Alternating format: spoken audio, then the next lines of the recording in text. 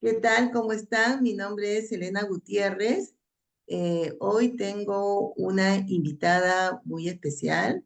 Ella es una abogada, tiene un magíster en Derecho Penal por la Universidad de Salamanca en España. Es conocida por salir en todos los medios de comunicación a tratar diferentes temas coyunturales. Para mí es un gusto tener a la destacada abogada Romy Chan. ¿Cómo está? Buenos días. Hola Elena, al contrario, para mí un placer. Muchas gracias más bien por la entrevista. ¿Qué tal? Mira, para que la gente conozca un poquito más de tu carrera profesional, cuéntanos cómo fueron los inicios para que tú puedas dedicarte a esta rama del derecho, sobre todo penal, que es un tema muy complejo. Ujú. Este, dime, desde joven usted vio ya un Perú con mucha corrupción, eh, muchos actos delictivos, delitos. ¿Qué fue la que la motivó? ¿Cuál fue su inspiración? Mira, en realidad yo desde que estaba en el colegio me gustaba Sí, mucho el derecho penal, ya desde ahí, ¿no? Y yo creo que básicamente era como todo joven, todo adolescente, ¿no? Un poco ingenua, ¿no? En el sentido de mirar las películas americanas, ¿no? Veía los juicios, las audiencias, ¿no? De los tribunales, y eso me gustaba mucho el tema del uso de la palabra, el litigio, el argumento, o el argumentar una posición, ¿no? Esas eran cosas que me gustaban. Y además también el tema de apreciar cómo las normas pueden cambiarle la vida a las personas, ¿no? así Y es. eso he sido un poco más consciente ya con los años, ¿no? Entonces, por eso desde que yo entré a la universidad, siempre entré con la idea de estudiar Derecho, ¿no? Así ingresé a la Universidad Católica y Mm, estuve en letras, ¿no? No ingresé, dicho sea de paso, la primera oportunidad a la que postulé, antes pues el examen de admisión, ¿no? No había sí. estas fórmulas de ingreso con entrevistas ni nada por el estilo, ¿no? Entonces ingresé por examen de admisión regular, pero me quedé, no llegué a entrar a la universidad. Entré en la ampliación de vacantes y entré a algo que era una cosa nueva en la Universidad Católica, que era el ciclo inicial, ¿no? El ciclo, de alguna manera, de liberación, ¿no? Para poder pasar a letras. Y bueno, me fue bastante bien, ¿no? Agarré ahí rumbo en la universidad, al punto tal que terminé en primer puesto. Entonces me dieron una beca, era la beca era, y así estudié toda la carrera de Derecho sin pagar en la universidad, ¿no? Y eso además fue lo que me definió en la carrera que iba a estudiar, porque cuando ya estuve en letras me iba muy bien en las matemáticas, y dudé si estudiar Derecho o estudiar Economía, por lo bien que me iba con las notas, ¿no? En matemáticas. Sí. Pero ya con la beca, la universidad me dijo, no, tienes que elegir una sola carrera y opté pues ya por estudiar solamente Derecho y ya dejé de llevar los otros cursos que estaba llevando en Economía, ¿no? Entonces, bueno, así fue un poco el inicio de Derecho, ¿no? Y la verdad no me equivoqué, ¿no? Es mi pasión. Yo creo Claro, que sí. sí, o sea, después de la medicina, creo que la carrera que más, o el área que más puede transformar una vida es realmente el área del derecho penal, porque tocas lo segundo más importante para la persona, que es su libertad, ¿no? Entonces es una Claro. herramienta muy poderosa que realmente puede transformar la vida de las personas para bien o para mal, ¿no? Por eso siempre digo, hay que usarla con mucha responsabilidad. Claro, y siempre dijo, me gusta hacer justicia y sobre todo para las personas, ¿correcto? Entonces eso fue lo que la Mm, llevó a dedicarse a esta rama del derecho penal, ¿no? mm, así es. Dígame, ¿y cuál fue durante su carrera, cuál fue el caso más desafiante que le haya sido difícil de tomar? ¿No? El caso que le haya quedado marcada, ¿no? Yo sé que han habido muchos, por supuesto, ¿no? Pero el caso que haya dicho, uy, este caso, no sé, tengo que hacer alguna estrategia, ¿no? Pero lo voy a tomar. ¿Cuál es el caso que le ha marcado en su carrera profesional?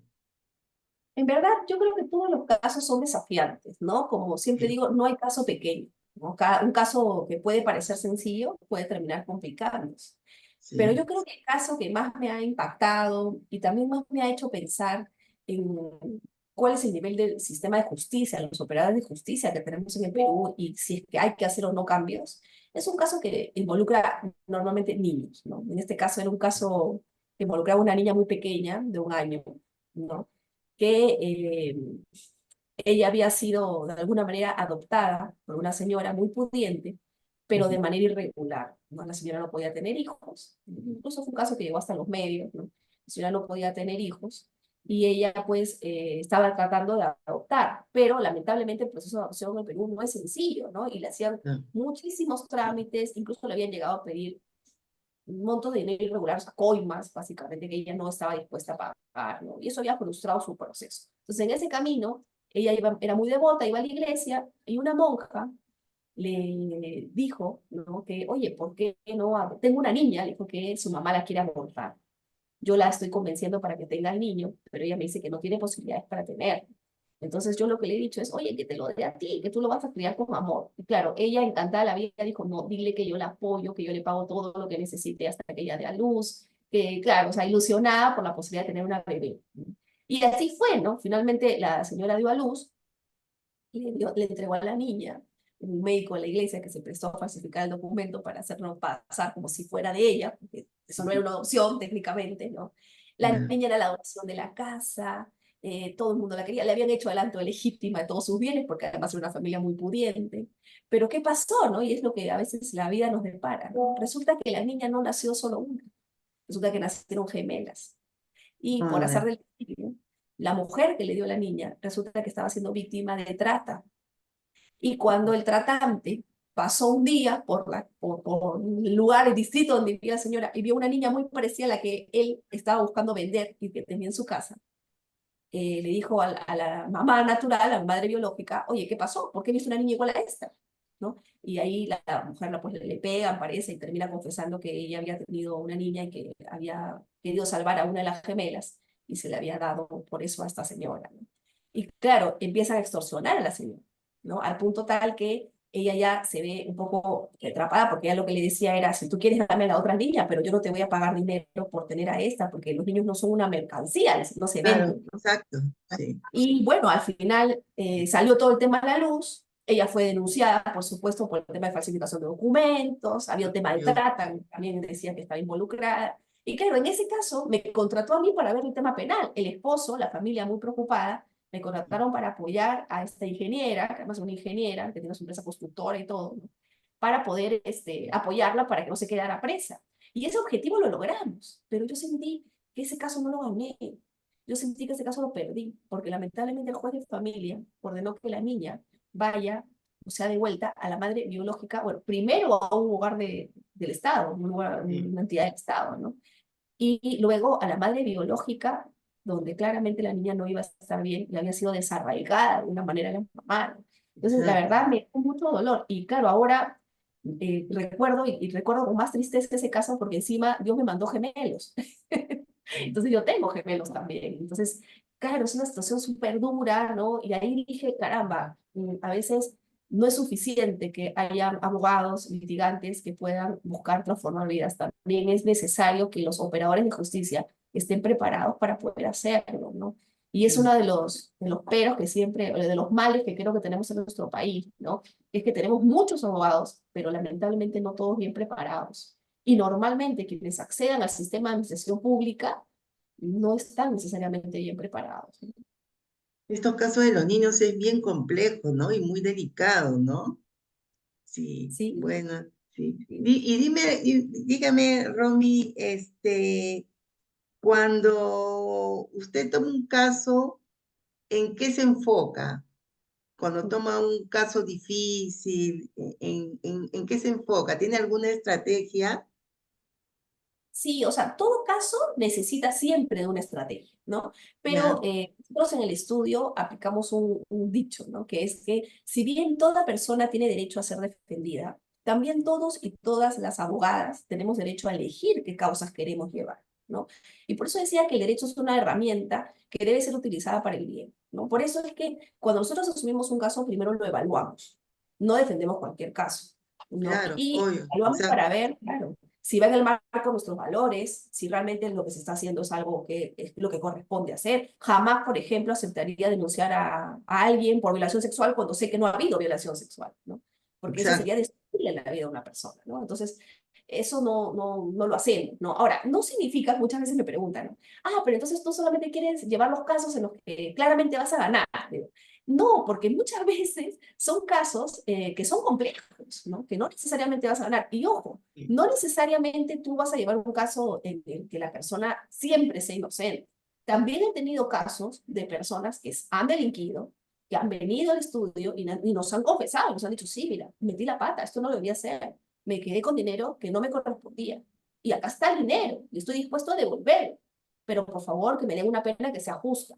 Y claro, esos casos también lo vemos, porque todas las personas también tienen derecho a reivindicarse, ¿no? A Exacto. pedir las disculpas del caso y resarcir el error, ¿no? Son pocos esos casos, pero claro que lo hacemos, ¿no? O incluso casos en donde han habido desgracias, y claro, desgracias imprudentes o involuntarias que se han podido generar, en donde realmente lo que corresponde es indemnizar.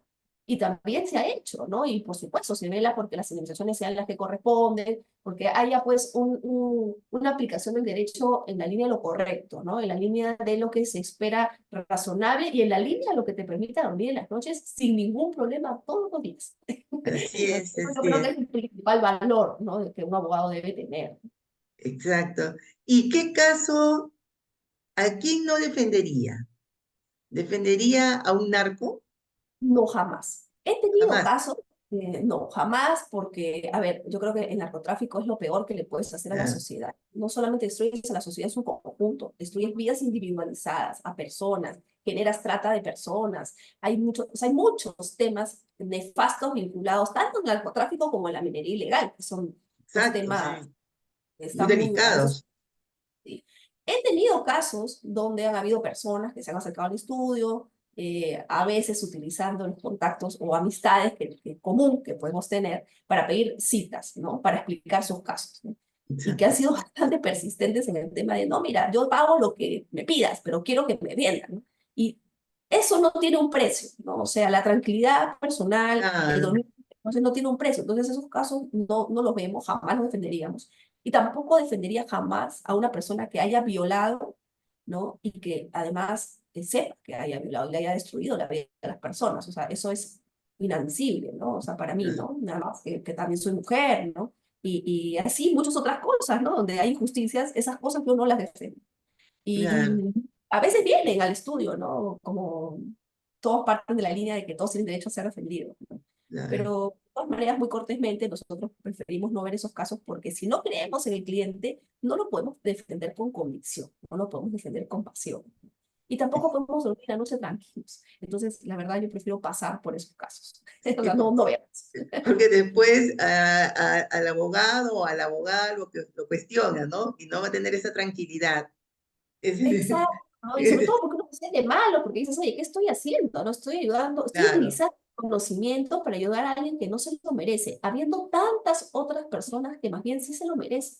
Y ahí, exacto, fíjate, me ha pasado que a veces todos tenemos en la mente, ¿no? Que, pero todo lo que es derecho penal es corrupto, el sistema judicial es corrupto, siempre hay que pagar. Pero eso no es cierto, ¿no? Yo creo que a veces ya tenemos como un prejuicio preconcebido del Poder Judicial, de que todo es corrupción cuando en verdad no es así. Y muchas veces son más los abogados litigantes los que son corruptos y le mienten a sus clientes y les hacen creer que tienen que pagar coimas, que los nuevos fiscales o jueces que las piden, porque eso yo lo he visto muy pocas veces en mi carrera. Y cuando lo he visto, incluso el juez ha terminado preso por así pedir es, dinero, por actos de corrupción, ¿no? Entonces, yo no, eso no lo veo con tanta frecuencia como la gente piensa, ¿no? Eso es muy claro, raro. Yo creo que son exacto. más los abogados privados los que hacen esas cosas. Sí, dígame, Romy, ¿ha pensado en algún momento incursionar en la política? ¿Ha tenido en algún momento alguna invitación de algún partido político? Ujú. A ver, sí he tenido invitaciones de partidos, pero yo consigo la política de una manera distinta, ¿no? Yo creo que todos hacemos política, en todas Ya, nuestras relaciones, en nuestras formas de desarrollar nuestros oficios, ¿no? En las opiniones que damos, en los valores que inculcamos a los demás, hasta incluso en el solo hecho de criar a nuestros hijos. hacemos Sí, política de alguna manera, porque la política implica la construcción de una ciudadanía, ¿no? sí. Y todos somos ciudadanos, ¿no? Sin embargo, a veces siento que uno puede aportar más con el solo hecho de hacer su trabajo bien, decentemente, y sin engañar a la gente, Así que es. simplemente sentándose de repente a hacer una representación a nivel del Congreso, ¿no? Donde a veces puedes proponer muchas ideas, pero en realidad la capacidad de actuación está muy limitada a lo que los otros partidos decidan, a lo que se apruebe en el pleno, ¿no? Entonces, la verdad no me ha llamado mucho la atención hacerlo por esa vía, pero sí eh, por vías de creación de ONGs, yo tengo una ONG que he creado que busca apoyar, por ejemplo, todo lo que es temas de educación, Qué que se bueno. a varias cosas, ¿no? Ayudando a niños pequeños, ¿no? Son siempre mi debilidad, ¿no?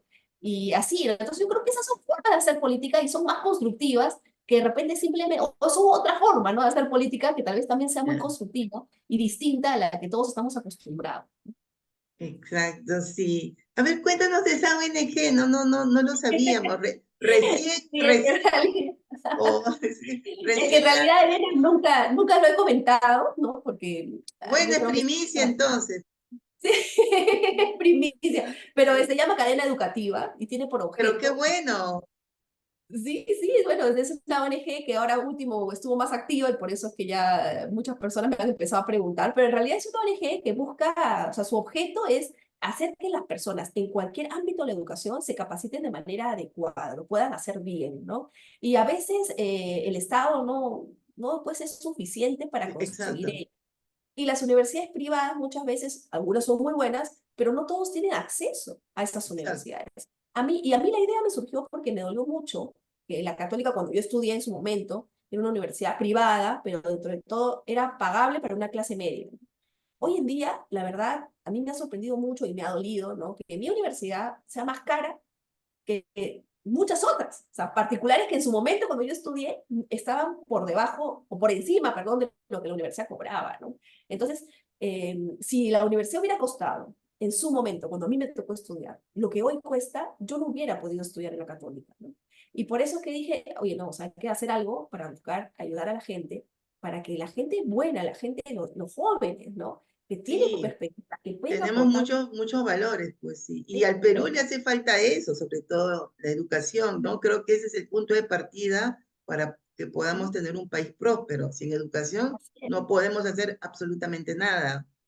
exactamente, ¿no? Entonces yo creo que las dos áreas más importantes, bueno, hay muchas áreas, todas las profesiones son importantes, ¿no? Pero las más sensibles, donde vemos muchas desgracias, son en el ámbito de la medicina y en el ámbito del derecho, todo lo que es el Sí, sistema de administración de justicia, ¿no? sí, Entonces, por eso la cadena educativa tiene por objeto justamente apoyar a todos esos jóvenes a que puedan formarse adecuadamente, ¿no? sí, Ahora el proyecto que tuvimos ahora último fue un proyecto que se llamó Proyecto Corazón, ¿no? Logró pues conseguir fondos para comprar un ecógrafo para la UCI pediátrica del Hospital Cayetano Heredia, que es un hospital público, ¿no? Para que ese aparato no solamente beneficie a los niños de la UCI, sino que además también sirva para que muchos jóvenes que van a hacer sus estudios en el hospital puedan capacitarse en el uso adecuado de los instrumentos médicos, ¿no? Y puedan salvarle la vida a cuántos pequeños, ¿no? Que entran a la UCI pediátrica, ¿no? Entonces, eso, gracias al doctor Daniel Porturas, que es el jefe de la UCI pediátrica, que es el que realmente tuvo la iniciativa desde el principio, ¿no? Que planteó la idea, bueno, lo hicimos y se convirtió en una realidad, ¿no? Luego también con otras personas más que apoyan, por supuesto, otras fundaciones extranjeras y también personas peruanos, ¿no? Que comprometidos, ¿no? También se compró una balanza pediátrica y así se va armando la UCI, ¿no? Se va mejorando. Y lo mismo me gustaría hacer en el ámbito del derecho, ¿no? Que también estoy ahí pensando cómo se puede hacer para comprometer un poquito más bueno, al qué pueblo. interesante, Romy, realmente felicidades por eso. Bueno, no lo sabíamos y es importante que lo des a conocer. Qué interesante. Sí, dígame, Romy, pasando ya a temas de actualidad, eh, ¿qué le avisora la presidenta Dina Boluarte? Ella tiene un 2, un 3% de aprobación. Eh, Llegará a terminar su mandato y si termina su mandato, eh, habría riesgos de que ella pueda salir del país, se pueda asilar en alguna embajada, la embajada de Brasil, la embajada de Bolivia, ¿terminará su mandato o no? Yo lo veo complicado. El problema que ella tiene es que desde que empezó con muchos cuestionamientos que no son cuestionamientos como ella nos ha querido mostrar, políticos o ataques políticos, sino Sí. que sí tienen una base jurídica, ¿no? Que es el problema. Una base que puede girar en torno a corrupción, Sí, tiene colusión. muchos casos, pero le están archivando, ¿no? Pero esos casos, una vez que termine su mandato, si es que termina, van a activar todos esos casos, la van a perseguir. Exactamente. Exactamente, y cuando se activen, sí que pueden venir también órdenes de captura en su contra, prisiones preventivas, porque son delitos graves, ¿no? A veces Sí, ella trata de pasarlos un poco por agua fría, ¿no? Pero sí, caramba, son delitos súper calientes y que son actos de defraudación. En la China, los actos de corrupción de funcionarios públicos se sancionan con la pena de muerte. O sea, así de grave es sí, robarle al yo- país, ¿no? sí, Entonces, y yo sí creo que ella termine o no, va a depender mucho de las alianzas que ella ha logrado hacer a lo largo de estos años en el Congreso, ¿no? No depende de ella el que ella pueda terminar. Yo creo que depende un poco de lo que al final el Congreso y las alianzas que haya formado puedan darle para eso, ¿no? De que va a pedir asilo yo me imagino que sí, que va a intentarlo, pero no sé qué obvio. tanto conseguirlo también, porque no he visto que ella haya logrado hacer relaciones muy sólidas con presidentes de otros países, ¿no? Entonces, es un tema totalmente político. Además, ojo, no es lo mismo conceder un asilo a una primera dama, por ejemplo, que es el caso de Nadine Heredia, que Sí, conceder a Ollanta Humala, que ha sido el presidente de la República. Y ella es presidenta de la República. Entonces, no la tiene muy fácil. Yo creo que va a estar en una gran complicación y tal vez no es muy consciente, a pesar de ser abogada, de lo que se le va a venir a futuro. exacto, sí, bueno, vamos a ver qué es lo que pasa en ese lado, ¿no? Por ese lado. Dígame, Romy, hablando sobre el flagelo que tenemos de la inseguridad ciudadana, la congresista Katy Ugarte del bloque magisterial acaba de presentar un proyecto de ley que va a ser debatido para que los presos de alta peligrosidad puedan ser trasladados a El Salvador. El Perú no tiene convenio con El Salvador, ¿no? Ya lo están haciendo otros países como Ecuador, Costa Rica, Estados Unidos. ¿Cuán viable puede ser este proyecto? Que a buena hora sería lógico que lo lleven a esas megacárceles que ha construido el presidente Bukele, ¿no? ¿Puede prosperar este proyecto? A ver, yo creo que un proyecto como este solamente es el reconocimiento del fracaso o de la ineficiencia del Estado para poder controlar el sistema penitenciario. Porque, claro, estamos pensando en exportar nuestros presos porque nosotros no podemos controlarlos, porque no podemos evitar que ingresen celulares, porque no podemos evitar que ingresen objetos prohibidos o que existan revueltas o cosas incontrolables al interior del INPE. Y eso hay que mirarlo tan frío como es. Eso implicaría un fracaso del Estado. Pero lo que más me preocupa en ese proyecto de ley Sí, es el tema económico, porque claro, exportar no es gratis, nos van a cobrar por eso. Y el Estado está en posibilidad de pagar eso. O sea, yo la verdad no sabría decirlo. Y además, por supuesto, de las vulneraciones de derechos que eso podría generar, de los reclamos que podría generar, ¿no? Porque, a ver, en el Perú, y ese es otro tema que tampoco no enfocamos, casi el 50% de las personas que están en el penal no están cumpliendo una condena, tienen prisión preventiva, o sea, no son culpables. Se les presume inocentes, pero el Estado ha decidido que lo que dura su proceso lo permanezcan encerraditos para que no se vayan a escapar si es que los condenan. Pero ojo, de ese 50% hay mucha gente a la que no se le llega a condenar. Entonces, ¿a quién vamos a mandar? Solo a los que ya tienen sentencia ejecutoriada, y dentro de esos, qué tipo de delitos, las edades, quién va a pagar eso, hay hay presupuesto, muchísimos que no tienen sentencia, ¿no? por Cualquier... supuesto. Hay un montón de problemas ahí que creo que no han sido contemplados del todo en el proyecto de ley y que probablemente van a requerir una discusión o un debate mayor, lo cual hace que no vea muy viable ese proyecto de ley en la práctica. Pero sobre todo nos va a costar un presupuesto, ¿no? Así Ese, es, ¿no? O sea, Y ese es el principal problema, ¿no? Las prisiones preventivas, o sea, 50% es altísimo. Sí, es bastante, pues exacto, sí. Ujú. ¿Cómo ve el Perú acá en 10 años? Yo siempre soy optimista. Yo siempre veo Ya. al Perú mejor, más posicionado, aprendiendo de los errores, ¿no? Mejor económicamente. Siempre lo quiero ver así. De hecho, mi vida la tengo construida en el Perú, ¿no?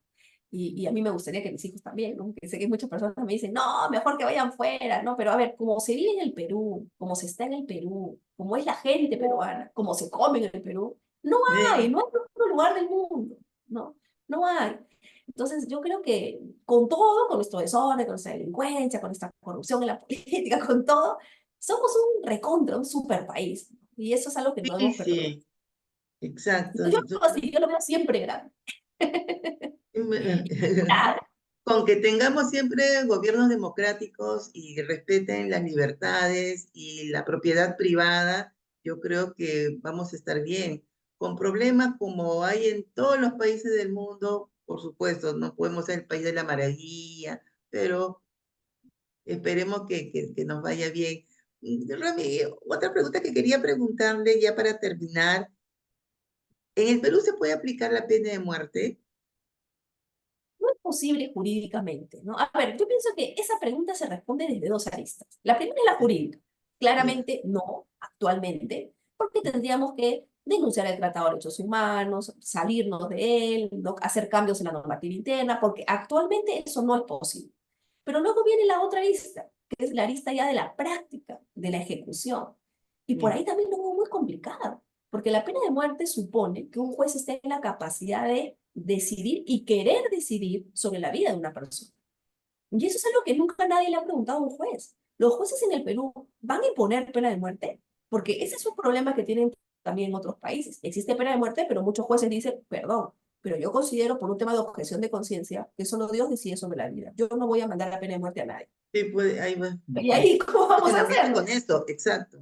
Claro, pero además, por otro lado, también es el problema de ya todo lo que genera la ejecución de la pena de muerte. O sea, no es tan sencillo como decir, ok, de la noche a la mañana compramos, vamos y compramos un helado. No, no funciona así.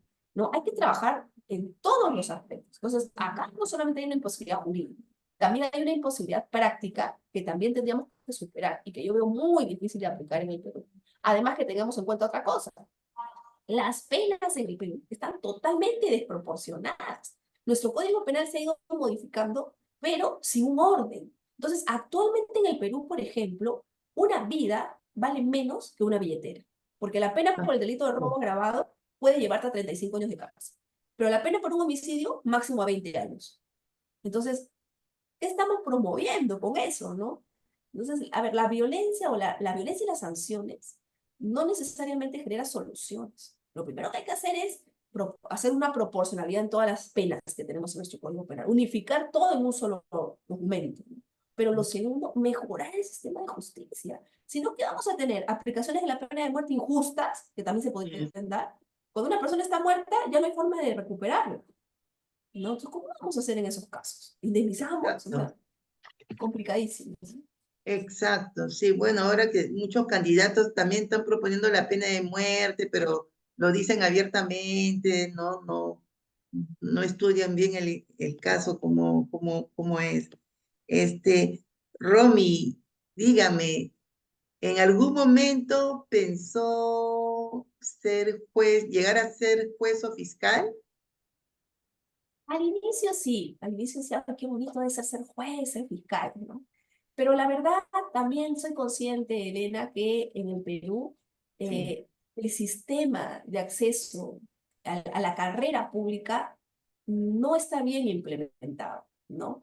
Mira lo que pasa ahora en las institucionalidades, ¿no? Mira el tema del Ministerio Público. Nadie tiene el tema de la certeza de si va a poder hacer bien su trabajo, no va a poder hacer bien su trabajo, de si la cabeza del Ministerio Público se va a quedar o se va a ir, ¿no? Y hay una inseguridad total que te impide realmente trabajar conforme uno quisiera. Entonces yo siento que a esas alturas del partido tal vez me sentiría un poco frustrada si yo entro a la Administración de Justicia, ¿no? Porque uno querría hacer muchos cambios y claro, va a haber todo un problema desde el momento en el que la Junta Nacional de Justicia no nombra a los magistrados, a los fiscales titulares, sino que tienes un montón de suplentes, de ahí tienes una complicación. ¿no? Entonces, Sí, esa es la parte que siempre me ha desanimado y que no me ha dejado, al es final, complejo, concretizar. ¿no? Sí, Sí. pero yo sí creo que en algún momento tal vez no lo descarto, ¿no? Sería Que no, interesante. bueno, Nunca, nunca, tendríamos nunca, dice, un excelente juez o fiscal, ¿no? Entonces, sí. Romy, me está saliendo un anuncio que en 10 minutos se vaya el Zoom. Finalmente, ¿algo que quieras agregar? no, Elena, yo, bueno, a veces hay estudiantes que nos escuchan, ¿no? Siempre decirles que no olviden que el derecho es una herramienta y depende Sí, de nosotros y del conocimiento que adquiramos, qué tan buena herramienta vamos a tener. Podemos tener una pistolita de juguete o de agua o podemos tener una bazuca de conocimiento, ¿no? Y la idea es tener una sí. bazuca de conocimiento, pero para usarla con responsabilidad, ¿no? Y eso yo creo es lo más importante, usarla con responsabilidad y de manera tal que siempre podamos ir a dormir todas las noches tranquilos y sintiéndonos contentos con lo que hicimos en el día. Yo creo que esa es la clave de sentirse feliz, sobre todo si nos queremos dedicar a una rama tan difícil como es el derecho penal. En realidad, Romy, te agradezco muchísimo. Me han quedado unas 5 preguntas en el tintero, pero ya en mi próximo programa pienso sacar un podcast que ya será presencial y estás en mi lista de invitadas. Ha sido muy gentil hablar con usted. Cuídese mucho y estamos en una próxima entrevista. Claro, Elena, ha sido un gustazo también para mí. Un abrazo fuerte. De Adiós. igual modo, amigos, muchísimas gracias. Nos vemos en la próxima entrevista. Gracias.